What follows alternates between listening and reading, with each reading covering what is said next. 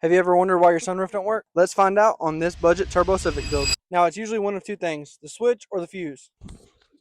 I've already tested the fuse and the fuse is good, so that just leaves the switch. So let's get the old one out and the new one in. First you have to pop this little tray out. Squeeze the sides on one of the sides and it should just pop right out. Then just take your finger inside of this hole, reach behind it, and pop it out. And well, mine wasn't even connected, so let's get it connected and see if the old one still works.